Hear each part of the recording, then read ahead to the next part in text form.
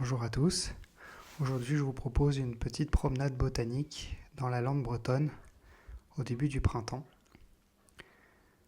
Et on commence par le premier qu'on aperçoit qui est en fleurs en ce moment, le prunellier. Donc le prunellier, c'est un arbrisseau qui fait des petites fleurs blanches comme ça au printemps avant que les feuilles apparaissent.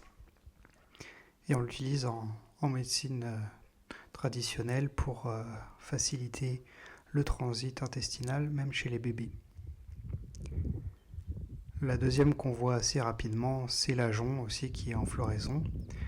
Alors l'ajonc est donc de la famille des légumineuses, des fabacées, comme le genêt. Et on va l'utiliser très spécifiquement dans les fleurs de bac. C'est une fleur de bac qui est utilisée par son aspect lumineux, on peut le garder en tête. C'est vraiment là pour aider les personnes qui ont l'impression que tout est noir, rien ne va. Et c'est un peu comme un rayon de soleil, si vous voulez, ou la lumière au bout du tunnel. C'est pour redonner espoir à des personnes qui ont vraiment l'impression d'être enfermées. Ensuite, on peut voir au pied des prunelliers ces petites fleurs violettes que vous connaissez certainement, qui sont les petites pervenches. La petite pervenche, c'est une plante qu'on voit pas beaucoup, enfin en tout cas on la remarque pas. Et pourtant, elle est assez intéressante pour plusieurs raisons, mais surtout, elle est utilisée pour faciliter la vascularisation du cerveau. Et elle est souvent donnée aux personnes âgées en prévention des maladies neurodégénératives, donc pour éviter Alzheimer ou Parkinson, parce qu'elle va vraiment augmenter l'afflux sanguin au cerveau. Et une des pistes suspectées de cause d'apparition de Parkinson ou Alzheimer ou les autres maladies neurodégénératives, c'est le manque de vascularisation, c'est la congestion et l'inflammation du cerveau. Et donc cette plante va aider à prévenir avec le ginkgo sur ce sujet. On peut aussi apercevoir cette plante, le macéron, donc qui fait partie des légumes oubliés. J'ai une vidéo entièrement dessus.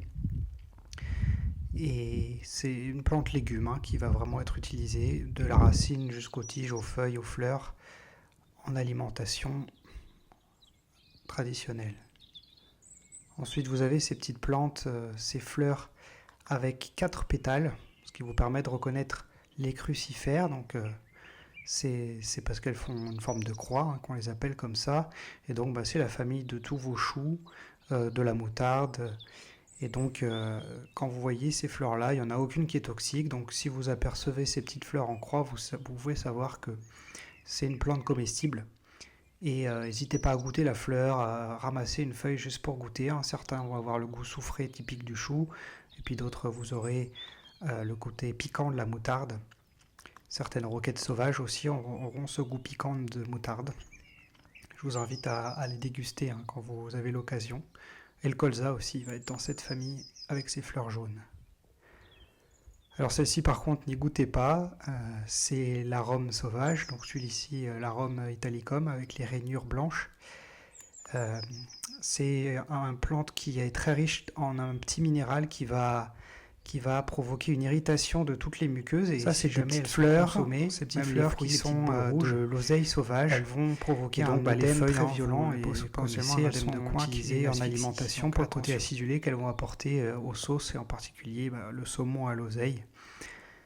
Et dans certaines traditions et en médecine chinoise, les racines peuvent être utilisées comme plantes médicinales. Un autre grand classique, le plantain. Donc l'inflorescence passe vraiment inaperçue et souvent on l'ignore. Mais par contre, ces feuilles, vous les connaissez certainement. Elles poussent même dans le gazon, écrasées. Et c'est vraiment une plante qui va apporter de la douceur et calmer les inflammations. C'est vraiment une plante anti-inflammatoire et antihistaminique, donc calmer les réactions allergiques aussi. Donc si vous faites piquer par une ortie, par exemple, ou un insecte, vous pouvez broyer une feuille de plantain, la mâcher, peu importe, et vous la pressez sur le lieu de piqûre pour apaiser la douleur et la démangeaison. Cette petite fleur blanche n'est pas utilisée médicinalement ni alimentairement, mais c'est le compagnon blanc, donc ce nom qui vient vraiment du fait que c'est la compagne des promeneurs, hein, parce qu'elle pousse vraiment dans les bords de chemin un peu partout, et donc elle devient assez rapidement familière aux promeneurs. Bien sûr, le pissenlit, grand classique. Donc le pissenlit, on peut manger les feuilles en ce moment, hein, en salade, pour faire un nettoyage en douceur du foie et des reins. Et puis les racines pourront être utilisées à l'automne, surtout pour un nettoyage hépatique. La ficaire, donc plutôt au niveau du foie, de la famille des renonculacées. Donc c'est une famille où il y a beaucoup de toxiques, mais celle-ci ne l'est pas.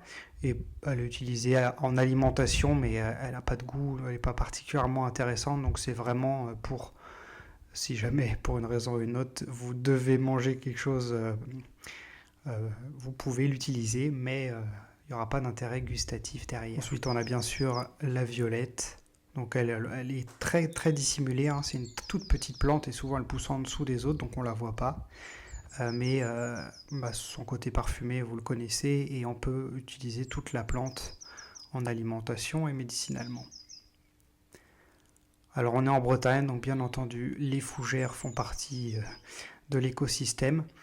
Et donc là c'est le début, hein, au printemps elles sortent tout juste. Certaines, comme la fougère Phyllis Mas, peut être consommée, et la fougère scolopendre aussi, alors là que je n'ai pas vu dans cette lande, mais ces deux-là sont utilisables en alimentation.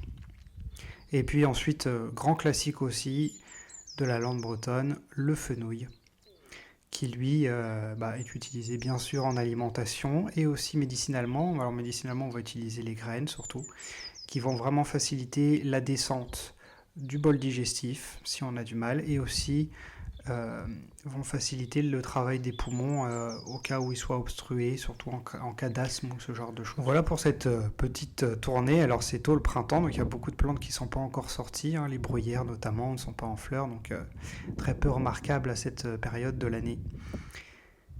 J'espère que cette vidéo vous a plu, et si vous l'avez aimé, n'hésitez pas à cliquer sur le petit pouce pour montrer que vous avez aimé, et à vous abonner à la chaîne, et on se retrouve très vite dans une autre vidéo. À bientôt.